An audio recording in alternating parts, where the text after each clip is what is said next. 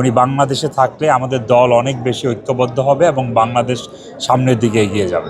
এই সামনে আমাদের আরও নিরাপত্তার চ্যালেঞ্জ আছে। বাংলাদেশ জাতীয়তাবাদী দলের তৃণমূল তাকে বুক দিয়ে আগলিয়ে রাখবে। বাংলাদেশের মানুষ আজকে আপনি এই অনুভূতি দেখবেন, আমাদের তৃণমূলের নেতাকর্মীদের আমাদের বাঁধ ভাঙা অনুভূতি, এবং আমরা এই প্রত্যাশার দিনের জন্যই অপেক্ষা করেছিলাম। আমরা তার নেতৃত্বে তৃণমূল থেকে সংগঠিত হয়ে আজকে এই পর্যন্ত উনি দলটিকে নিয়ে আসছে, একটি ফ্যাসিবাদকে এই বাংলাদেশের মাটি থেকে উনি বিতাড়িত করেছে, এবং আমরা বিশ্বাস করি তার নেতৃত্বে উনি বাংলাদেশে থাকলে আমাদের দল অনেক বেশি ঐক্যবদ্ধ হবে এবং বাংলাদেশ সামনের দিকে এগিয়ে যাবে।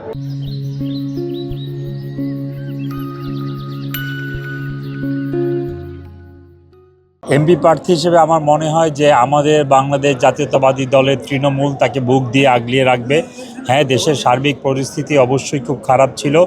যে ফ্যাসিবাদ চক্র বাংলাদেশ থেকে বিতাড়িত হয়েছে, তারা কোনো না কোনোভাবে জুলাই আন্দোলনের নেতৃত্বকে টার্গেট করেছে।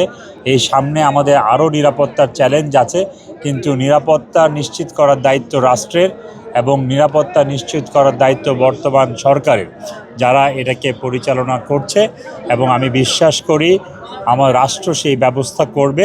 প্লাস আমাদের যারা তৃণমূলের নেতা কর্মী, যারা বাংলাদেশ জাতীয়তাবাদী দলের আদর্শের নেতাকর্মী আছে, তারা আমাদের নেতাকে ভবিষ্যৎ বাংলাদেশের জন্যই তাদের রক্ত দিয়ে জীবন দিয়ে হলেও আগলে রাখবে।